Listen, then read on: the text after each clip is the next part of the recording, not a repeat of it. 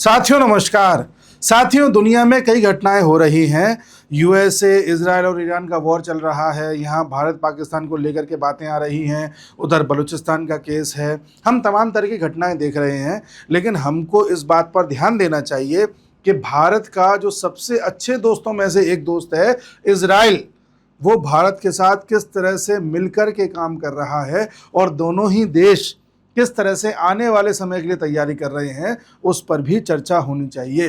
हर कोई वॉर पर ध्यान देता है, हर कोई राजनीति पर ध्यान देता है, उसके अपने मायने हैं, उस पर हम भी चर्चा करते हैं। और हम और आप ये भी जानते हैं कि किस तरह से इस बार जब ईरान वॉर स्टार्ट हुआ था तो उससे पहले प्रधानमंत्री मोदी इजराइल गए थे, वहाँ उनका स्वागत हुआ, तमाम तरह की बातें हुई और लोग कयास लगाते रह गए कि इन लोगों के बीच में क्या बातें हुई होंगी, आखिर इंडिया इजराइल क्या जुगलबंदी कर रहे हैं। वो सब बातें होती रही हैं, लेकिन जब आप पिछले 10 साल का इतिहास उठा करके देखते हैं, केवल 10 साल का, ज़्यादा नहीं, तो आपको यह पता चलेगा कि भारत और इजराइल काम किस चीज़ के लिए कर रहे हैं। जैसा कि आप जानते हैं कि इन दोनों देशों के कई दुश्मन हैं, उनसे निपटने का तो कार्य चल ही रहा है, उसमें तो सहयोग होता ही है। समय समय पर इजराइल भारत के काम आया है। जब जब पाकिस्तान से युद्ध हुआ है और हमारे पास एम्यूनिशंस की कमी हो गई है या गोला बारूद की कमी हो गई है, तो इजराइल ने हमारी मदद भी की है। इजराइल हमेशा हमारे साथ खड़ा रहा है। लेकिन क्या सिर्फ युद्ध तक साथ देना ही साथ होता है? उसके अलावा साथ नहीं होता, उसके अलावा भी होता है। अब ध्यान से सुनना एक एक चीज़ कि कहाँ कहाँ इजराइल बड़ा गेम खेल रहा है और भारत साइलेंटली इजराइल के साथ मिलकर के दुनिया में कितने बड़े चेंजेस लेकर के आने वाला है, देखते जाइए।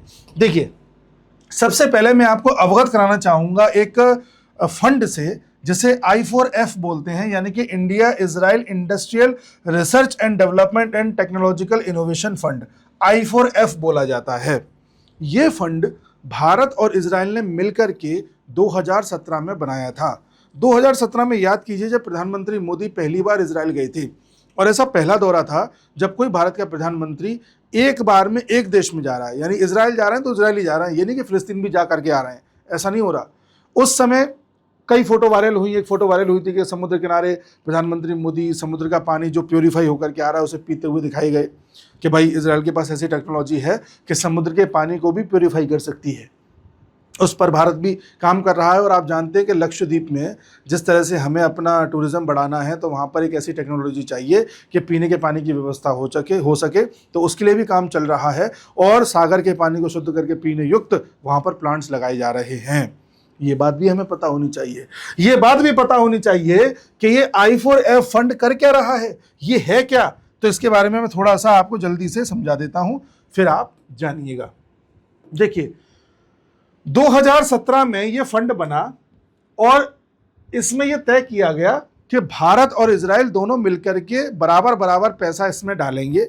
उस पैसे का इस्तेमाल किया जाएगा नई इनोवेशंस के लिए, नई टेक्नोलॉजीज के लिए, नई मैन्युफैक्चरिंग के लिए, अलग अलग सेक्टर्स में। इसमें आपका वाटर स्ट्रेस कंडीशंस जो होती हैं, जहाँ पानी की कमी होती है, पानी की कमी से कैसे जूझना है, इस पर काम होगा। एग्रीकल्चर कैसे आपको सस्टेनेबल बनाना है, इस पर काम होगा। एनर्जी कैसे आपको सस्टेनेबल बनानी है, इस पर काम होगा। कम्युनिकेशन और डिजिटल नेटवर्क को कैसे सस्टेन बनाना है, उस पर काम होगा। सोलर एनर्जी, ऐसे न जाने कितने सेक्टर्स हैं जो इसमें समाहित किए गए थे, जिन पर भारत और इजराइल मिलकर के काम करेंगे। इनिशियली ये कहा गया 2017 में, मोदी जी और नेतन्याहू के बीच में ये साइन किया गया था। अगस्त 2017 में भारत सरकार की कैबिनेट ने इसको मंजूरी दे दी थी और जनवरी 2018 में दिल्ली में नेतन्याहू जी के प्रेजेंस में पहला कॉल फॉर प्रपोजल लॉन्च किया गया, यानी कि इसकी शुरुआत कर दी गई, इसका पहला काम इसको सौंप दिया गया। इसमें बोला गया कि $40 मिलियन का फंड क्रिएट किया जाएगा, जिसमें $20 मिलियन भारत की तरफ से आएंगे, $20 मिलियन इजराइल की तरफ से आएंगे। आने वाले वर्षों में 5 वर्षों तक ये बात करी गई थी, 4-4 मिलियन दोनों देश कंट्रीब्यूट करेंगे और अलग अलग सेक्टर में कुछ ना कुछ इनोवेशन करेंगे और आगे बढ़ेंगे। ठीक है, आगे बढ़िए। इसमें जैसे कि 20-20 मिलियन का मैंने आपको बता दिया, जल है, एग्रीकल्चर है, एनर्जी है, हेल्थ केयर है, टेक्नोलॉजी है, ये सारे सेक्टर्स इसमें शामिल थे। ठीक है, सब शामिल कर लिए। अब इससे फ़ायदा क्या हो रहा है? इससे फ़ायदा ये हो रहा है कि चाहे युद्ध हो, जो अभी टेम्परेरी बेसिस पर चल रहे हैं, हम पाकिस्तान को देख लेंगे या बांग्लादेश को देख लेंगे, इजराइल अपने अड़ोसी पड़ोसियों को देख लेगा, ठीक है, ये एक टेम्परेरी फेज़ है, अगले 2 साल, 4 साल, 5 साल, 10 साल का। लेकिन इस समय पूरी दुनिया किस संकट से जूझ रही है? वो है क्लाइमेट चेंज। क्लाइमेट चेंज का मतलब ये नहीं होता कि कहीं पर बारिश ज़्यादा हो गई तो कहीं पर सूखा पड़ गया या गर्मी ज़्यादा हो गई ना। और क्लाइमेट चेंज का मतलब ये भी नहीं होता कि इससे निपटने के लिए आपने सोलर पावर पर निर्भर हो गए, या आप जो है विंड एनर्जी पर निर्भर हो गए, या आप इलेक्ट्रिक व्हीकल पर निर्भर हो गए ना। सोलर और ये जितने भी विंड और इलेक्ट्रिक व्हीकल हैं ये तो वन ऑफ द फैक्टर है ही, लेकिन सबसे बड़ा फैक्टर जो क्लाइमेट चेंज का पड़ने वाला है वो है एग्रीकल्चर पर। हम सब जानते हैं कि आने वाले समय में हमारे देश में भी एग्रीकल्चर बड़े स्तर पर होता है, दुनिया में भी होता है, और क्लाइमेट चेंज का असर इस पर देखने को मिलेगा। लोगों को खाने की कमी हो जाएगी। उस खाने की कमी को दूर करने के लिए कुछ ऐसा किया जाए जो उस समय हमें संकट में ना लाए, तो ये काम इजराइल और इंडिया कर रहे हैं, जिस पर किसी का ध्यान नहीं जा रहा। मैंने एक वीडियो इससे पहले बनाया था, उसमें मैंने आपको बताया था किस तरह से अर्थव्यवस्था पर भारत काम कर रहा है, जिस पर किसी का ध्यान नहीं जा रहा। ऐसी अब वीडियो जो लेकर के आए उसमें मैं बता रहा हूं किस तरह से आने वाले समय के लिए प्रिपरेशन चल रही है इंडिया इजराइल की, इस पर किसी का ध्यान नहीं जा रहा। आप याद करना, आपने ड्रिप इरिगेशन के बारे में सुना होगा, ये ड्रिप इरिगेशन, स्प्रिंकल इरिगेशन, जिसमें क्या होता है जब भी आप खेती करते हो तो खेती के बगल से एक पाइप जा रहा होता है इस तरह से। इस पाइप में जगह जगह पर छेद होते हैं जिसमें से पानी निकल के आता है, और पानी उतना ही आता है जितना फसल को चाहिए होता है। फालतू का नहीं कि आपने ट्यूबवेल चला दिया और पानी जो है वेस्ट हो रहा है ना, उतना ही पानी आएगा, उतनी ही ड्रिप निकलेगी जितनी फसल को चाहिए होगी। इसे ड्रिप इरिगेशन बोलते हैं। इसकी शुरुआत इजराइल ने करी थी 1959 में, और धीरे धीरे करते करते आज ये भारत में प्रचलित हो चुका है। इससे क्या बच रहा है? पानी बच रहा है। दूसरी चीज आपको बताता हूं, देखिए दूसरी बड़ी चीज जिस पर ध्यान सबका जाना चाहिए वो है ये एग्रीकल्चर। भारत ने और इजराइल ने मिलकर के एग्रीकल्चर में एक ऐसा काम कर दिया है कि जहां पर सूखा पड़ता है, पानी ही नहीं है, मिनिमम पानी है, वहां पर भी आप खेती कर पाओगे और बहुत अच्छे से खेती कर पाओगे। एग्जाम्पल कॉर्न, अभी कॉर्न पर काम चला है। इजराइल की एक कंपनी है प्लांट आर्क बायो, और भारत की कंपनी है रेलीज इंडिया। ये जो रेलीज इंडिया है ये टाटा की यूनिट है, टाटा की। इसने और इजराइल की कंपनी ने मिलकर के एक एक्सपेरिमेंट किया, और 2018 के बाद से ये लोग शुरू हो गए थे। 2022 में ये एक्सपेरिमेंट हुआ कि हमें ऐसा मक्का उगाना है जो सूखाग्रस्त परिस्थितियों में भी उग सके और कोई दिक्कत ना आए।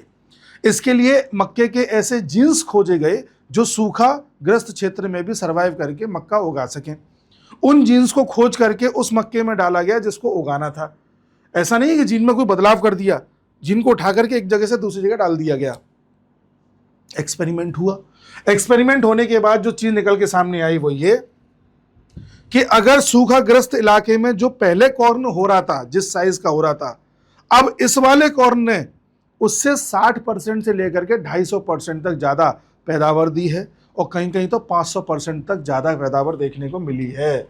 फॉर एग्जाम्पल, जहां पर पानी की दिक्कत नहीं है, जहां पानी की कोई समस्या नहीं, खूब पानी है, वहां कॉर्न ऐसा हो रहा था, लेकिन अब इंडिया इजराइल की टेक्नोलॉजी के बाद वो ऐसा होने लगा, अच्छा खासा साइज है उसका। और जहां पानी की बहुत कमी है वहां पहले ऐसा कॉर्न होता था, कुछ है ही नहीं इसमें, लेकिन अब इंडिया इजराइल टेक्नोलॉजी के बाद 60% से 250% तक अधिक दाने इसमें देखने को मिल रहे हैं, कहीं कहीं तो 500% तक देखने को मिल रहे हैं। और गौर करिए, दोनों लगभग लगभग आपको एक जैसे लग रहे हैं। आपको नहीं लगता कि ये क्रांतिकारी घटना घटित हो गई और किसी ने इस पर चर्चा भी नहीं करी? भारत ने कहा कि सिंधु जल समझौते को हम अभी थोड़े समय के लिए अभियान में रख रहे हैं, कैंसिल से ही कर दे रहे हैं। सिंधु का जल हम पाकिस्तान को अब देने से रोक देंगे विद द टाइम, अभी तो रोका ही हुआ है, परमानेंटली रोक देंगे। फिर उसको हम डाइवर्ट करेंगे भारत की तरफ, पंजाब, हरियाणा, राजस्थान तक, और जहां पानी नहीं पहुंच पाएगा वहां पर इस तरह की फसलें जाएंगी। काम कौन आ रहा है? इजराइल। भारत और इजराइल ये काम कर रहे हैं।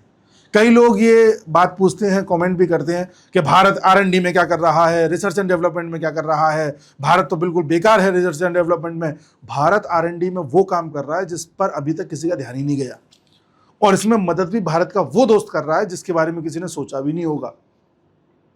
और देखिए, अभी आपको और फैक्ट दिखाता हूं। इसके द्वारा भारत न सिर्फ केवल भारत में और इजराइल में बल्कि एशियन कंट्रीज में भी अपने मार्केट को बढ़ाएगा। लगभग 55 देश ऐसे हैं जिनको हम टारगेट करने जा रहे हैं, जहां पर ये कॉर्न भेजा जाएगा।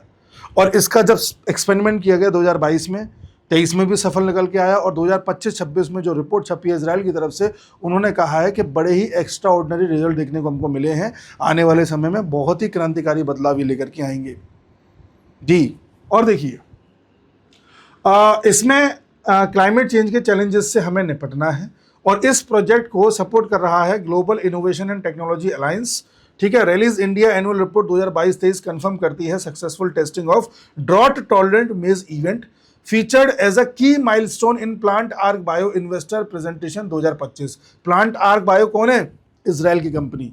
उन्होंने अपने इन्वेस्टर प्रेजेंटेशन 2025 में इस चीज को की माइलस्टोन बताया, की माइलस्टोन, प्रमुख माइलस्टोन, मील का पत्थर। अब भी आप कहिए कि भारत और इजराइल बड़ी खामोशी से क्या क्या कर रहे हैं, तो आप मान रहे हैं? और देखिए आपको और दिखाता हूं चल क्या रहा। जब मैंने इस पर डिटेल्ड एनालिसिस करी और रिसर्च करी तो पाया कि भारत और इजराइल जुगलबंदी किस बात की कर रहे हैं। आप देख लीजिए अब। और देखिए, पहले ये दिखा देता हूं। ये आप डिवाइस देख रहे हैं, ये एक एआई युक्त डिवाइस है, पोर्टेबल है, एक जगह से दूसरी जगह लेकर के जा सकते हैं। इसको कुछ नहीं करना, बस किसी भी मरीज की आंख में लगाना है, उसके रेटिना का ये स्कैन करेगा और केवल आंख में रेटिना के स्कैन करने के साथ ही 60 सेकंड के अंदर अंदर ये बता देगा कि उसकी आंख में किस तरह की कौन सी समस्या है, डॉक्टर को क्या प्रिस्क्रिप्शन लिखना चाहिए, किस तरह के आगे इलाज चलने चाहिए, वो सब एक बार में बता देगा। ये किसने मिलकर बनाया है? भारत और इजराइल ने जी। अब इसकी डिटेल जानकारी आपको बता दूं तो AI powered retinal imaging for early detection better vision, ये रेमिडियो और स्प्रिंग बायोम्ड विजन, रेमिडियो भारत की कंपनी है, बेंगलोर बेस्ड है, और स्प्रिंग बायोम्ड विजन ये इजराइल की कंपनी है। ये जो फंड बना था ना इजराइल और इंडिया के बीच में $40 मिलियन का, $20 मिलियन इजराइल की तरफ से आएगा, $20 मिलियन भारत की तरफ से आएगा, कंपनीज में आएगा। फिर कंपनीज कहेंगे कि हम ये काम करने जा रहे हैं।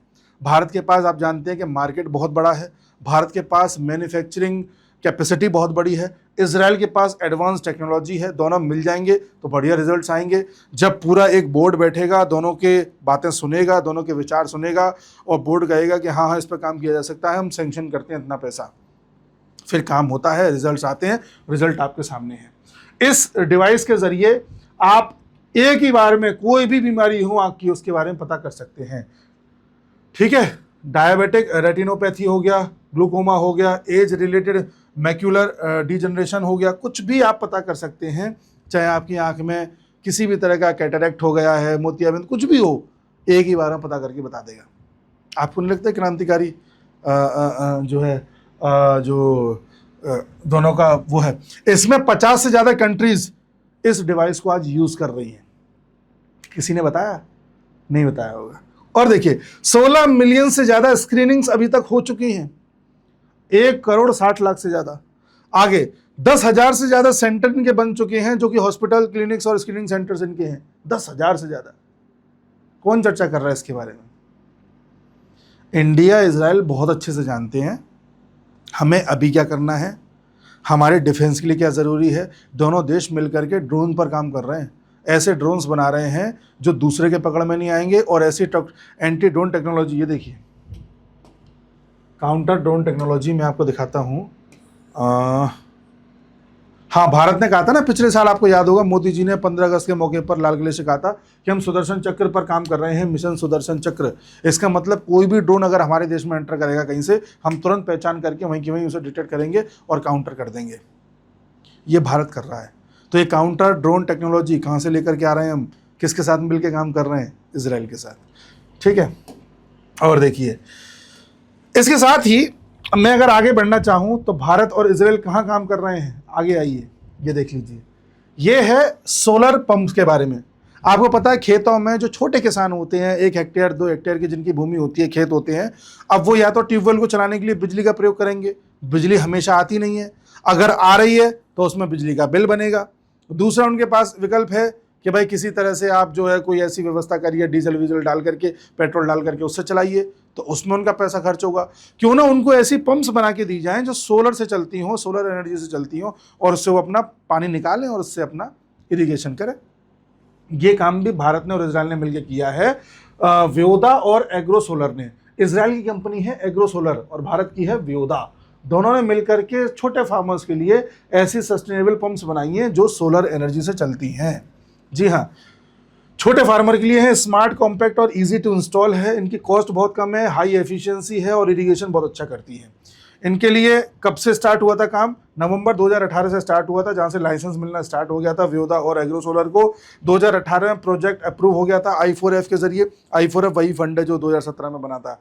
2018 से 20 के बीच में इसमें R&D हुई, डिज़ाइन हुई, टेस्टिंग हुई, डेवलपमेंट हुई। 2020 में ही इसका टेस्ट हुआ, अलग अलग तरह के टेस्ट इंडिया में इसने पास किए, और 2020 में ही 50 पायलट यूनिट्स बनाई गई और अलग अलग जगहों पर इनको इंस्टॉल किया गया। 5 यूनिट कर्नाटक में इंस्टॉल की गई थी, वहाँ से ये सफल परीक्षण माना गया, और इसमें अभी तक 1.2 मिलियन US डॉलर का पैसा लग चुका है। 18 मंथ तक ये काम चला था, 1 से 2 हेक्टेयर तक की ज़मीन वाले किसानों के मतलब का है, और अच्छे खासे तरीके से काम आ रहा है। आज भारत में कई किसान इसका प्रयोग कर रहे हैं। ये बात आपको पता थी? नहीं पता होगी। अगर आपने अपने देश में किसानों को, ये अपने देश में खाने की व्यवस्था ठीक कर ली, चाहे दुनिया में युद्ध हो जाए, चाहे क्लाइमेट चेंज हो जाए, पानी की कमी हो जाए, बिजली ना रहे, फिर भी आपको खाना मिलता रहे, तो कितनी बड़ी उपलब्धि है। आपने अपने देश में एनर्जी की व्यवस्था कर ली, बाहर से डीजल पेट्रोल नहीं आ पा रहा, बिजली नहीं निकल पा रही कोयले से, फिर भी आपके यहाँ बिजली की कोई दिक्कत नहीं है, तो इससे बड़ी उपलब्धि क्या है। आपने अपने यहाँ पर अन्य मैन्युफैक्चरिंग प्रोडक्ट हो गए जो भी डेली लाइफ में यूज़ आते हैं, वो खुद बनाने लग गए, तो इससे बड़ी उपलब्धि क्या है। और जैसे डिजिटल नेटवर्क के बारे में काम किया था, या जितने भी ये मोबाइल कंपनीज़ के नेटवर्क होते हैं, इस पर भी इंडिया और इजराइल काम कर चुके हैं स्टार्टिंग में 2017-18 में। ऐसे ही अगर आप अपने डिफेंस को इतना मजबूत कर ले कि कोई दूसरा देश आप पर आक्रमण ना कर पाए, तो इससे बेहतर क्या हो सकता है। ये अगले 50, 100, 200 साल तक की टेक्नोलॉजीज़ हैं। कौन काम कर रहा है इस पर? India, Israel. ठीक है, आगे देखिए और सुनिए, अभी तो आप सुनते जाइए। अर्थक्वेक एक ऐसी समस्या है जो दुनिया में आज भूकंप कई जगह आ रहे हैं। हाल ही में आपने देखा नेपाल के पास आया है, नेपाल में 200 से ज़्यादा लोगों की मृत्यु हो गई, अभी की बात है। और भारत की जो हिमालयन रेंज है पूरी, जहाँ हिमालयास पाए जाते हैं, वो प्लेट का किनारा है। उधर यूरेशियन प्लेट है ऊपर की तरफ, जहाँ रशिया, चाइना और ये सब आते हैं, और नीचे जो भारत वाला हिस्सा है ये आपकी इंडियन प्लेट है। इंडियन प्लेट और यूरेशियन प्लेट टकराई हुई है, यहाँ पर बॉर्डर है। जहाँ भी प्लेट्स की बाउंड्री होती है वहाँ पर अर्थक्वेक आने का चांसेस सबसे ज़्यादा रहता है। आप टर्की में देख लीजिए, वहाँ तो कई प्लेट्स की बाउंड्रीज हैं, तो वहाँ आपने देखा भूकंप आता रहता है। इधर आप देखिए ये थाईलैंड की तरफ भूकंप आता रहता है। तो इन भूकंप को आप कभी टाल नहीं सकते। आप सोचो हम भूकंप नहीं आने देंगे, ऐसा नहीं होगा। लेकिन आपको ये ऐसी टेक्नोलॉजी बनानी होगी कि भूकंप आने से बहुत पहले आपको पता चल जाए और आपके मोबाइल में सायरन बजने लग जाए और आप अपने आप को सेफली बाहर इवैक्यूएट कर लें। इस टेक्नोलॉजी पर काम कर रहे हैं इंडिया और इजराइल। ऐसी टेक्नोलॉजी बनाइए कि जहाँ भी भूकंप जनरेट होगा, जो भी उसका फोकस होगा, वहाँ से एस वेव और पी वेव्स निकलेंगी। वेव्स जहाँ सबसे पहले पहुँचती हैं एपी सेंटर पे, वहाँ के आसपास ही वेव्स को डिटेक्ट कर लिया जाएगा रास्ते में ही, और पहले ही सेंसर बजने लगेगा। सेंसर आपके मोबाइल से कनेक्टेड होगा। आपने कई बार देखा होगा जब गर्मी ज़्यादा पड़नी थी या कहीं पर फ्लड आने हैं तो मोबाइल अपने आप सेंसर बजाने लगता है। भारत सरकार कई 1-2 साल से परीक्षण कर रही है इस चीज़ के। तो कल को अगर अर्थक्वेक आने लगेगा तो आपके मोबाइल में अपने आप सेंसर बजने लगेगा कि आप भाई बिल्डिंग खाली कर दीजिए, अर्थक्वेक आने वाला है अगले 5 से 10 मिनट में। तो क्या ये टेक्नोलॉजी भारत को डिजास्टर रेजिलियंस स्ट्रक्चर देने में काम नहीं कर रही? डिजास्टर रेजिलियंट स्ट्रक्चर अगर आपको मिल जाए तो आप डिजास्टर से भी बच गए। देखो किस लेवल पर काम चल रहा है, कोई चर्चा तक नहीं करता इसकी। मैंने I4F पर जब देखा, सर्च किया, रिसर्च किया पूरा क्या क्या चल रहा है, तो बहुत चीज़ें हैं। मैं तो 2, 4, 5 लेकर के आया हूँ आपको बताने के लिए कि किस लेवल पर ये दोनों देश खेल रहे हो, किसी का ध्यान नहीं जा रहा। सबका ध्यान इजराइल ईरान वॉर पर है, इंडिया पाकिस्तान पर है, इंडिया में आंदोलन पर है, पॉलिटिक्स पर है, चुनाव पर है, इथेनॉल पर है, इन सब पे है। लेकिन अंदर ही अंदर क्या चल रहा है इस पर किसी का ध्यान नहीं है। ठीक है, इसको लेकर के इतनी खतरनाक डेप्थ में जाकर के काम। अच्छा, इसमें एक चीज़ और भी है। आप कहोगे कि भाई हमारे पड़ोस में मान लो कोई मशीन ड्रिलिंग कर रही है, उससे भी कई बार वाइब्रेशन आ जाते हैं। कहीं पर कोई बिल्डिंग डिमोलिश कर दी गई, गिरा दी गई, तो उससे भी वाइब्रेशन आ सकते हैं। तो क्या उसमें भी हमारे को सेंसर बजेगा? उसमें नहीं बजेगा, क्योंकि जब भी ड्रिलिंग की जाती है या डिमोलिशन होता है या कोई बिल्डिंग गिराई जाती है, उससे जो वाइब्रेशन पैदा होता है वो अलग तरीके का होता है, और एस वेव और पी वेव का करेक्टर अलग होता है। तो डिटेक्ट केवल एस वेव और पी वेव को ही ये करेगा, विशेष तौर से एस वेव को करेगा, क्योंकि पहले वही आती है। ठीक है, नहीं पहले पी वेव को करेगा, क्योंकि पी वेव की स्पीड ज़्यादा होती है। सॉरी। तो ये सारी चीज़ें भारत और इजराइल के स्तर पर हो रही हैं अभी। ठीक है, दोनों देशों का अगर मैं कंपैरिजन करूं तो इंडिया इजराइल का जो टोटल ट्रेड है फाइनेंशियल ईयर 2026 में अप्रैल से लेकर नवंबर, मतलब पिछले नवंबर से लेकर के इस साल के अप्रैल तक, इन 6 महीनों को अगर आप देखें तो लगभग $2.5 बिलियन का रहा है। इंडिया जो एक्सपोर्ट करता है $1.4 बिलियन और इंपोर्ट करता है $1.1 बिलियन, यानी कि ज़्यादा बेचता है मंगाता कम है। ये 6 महीने का ये आंकड़ा मैं आपको बता रहा हूँ। इसराइल के साथ ट्रेड के मामले में हम एशिया में दूसरे नंबर पर हैं, पहले में चाइना के साथ है। ठीक है, cumulative Israel FDI India, Israel का एफडीआई इंडिया में कितना है? $347 मिलियन है, जो कि अप्रैल 2000 से लेकर के सितंबर 2025 तक का आंकड़ा है। इसराइल की VC venture capital in Indian startups लगभग $270 मिलियन का है 2021 तक। बायलेटरल इन्वेस्टमेंट ट्रीटी कितनी की साइन हो चुकी दोनों के बीच में? सितंबर 2025 में। फ्री ट्रेड एग्रीमेंट नेगोशिएशन चल रहे हैं अभी, नवंबर 2025 में इसकी स्टार्टिंग हुई थी। और देखिए टोटल स्टार्टअप इन इसराइल में कितने स्टार्टअप्स हैं? 21,900 से ज़्यादा स्टार्टअप्स दैट रिसीव्ड फंडिंग कितने को मिली है? 6,000 के आसपास। टोटल वेंचर कैपिटल रेज्ड अब तक का लगभग $94 बिलियन का है। यूनिकॉर्न कितने बनाए? 42। 2024 प्राइवेट फंडिंग रेज्ड $12 बिलियन की हुई है। Global capital raising rank 5th है। मल्टीनेशनल R&D के सेंटर्स इन इसराइल 180 से ज़्यादा हैं। Israel innovation authority annual grants $500 million से ज़्यादा हैं। Cyber security share of technical funding 2024 में देखें 36% of all tech fundings. Israel के बारे में आप जानते ही हैं कि कितना ज़्यादा आगे रहता है टेक्नोलॉजी में। और आज चाहे आप फेसबुक ले लें, आप डेल ले लें, चैट जीपीटी ले लें, है ना, या बड़ी बड़ी जितनी भी कंपनीज़ हैं, उन सभी कंपनीज़ के CEOs या मालिक सबके सब यहूदी हैं, इसराइल को बिलोंग करते हैं, ये भी आप जानते हैं। तो हमने एक ऐसे देश के साथ दोस्ती करके अपनी चीज़ों को सस्टेनेबल बनाया है या बना रहे हैं, जो देश हमारा न सिर्फ अच्छा दोस्त है, बल्कि जो देश दुनिया भर में टेक्निकल एडवांसमेंट में नंबर 1 चल रहा है, और हम उस पर रिलाई कर सकते हैं। ये मेरी रिसर्च का एक छोटा सा नमूना आपके सामने था। आप कमेंट करके बताइएगा आपको कैसा लगा। फिर मैं आगे अन्य रिसर्च के साथ आपके सामने आऊँगा और ऐसी बातें लेकर के आऊँगा जिस पर किसी का ध्यान नहीं है। मिलते हैं अगले वीडियो में, तब तक के लिए नमस्कार।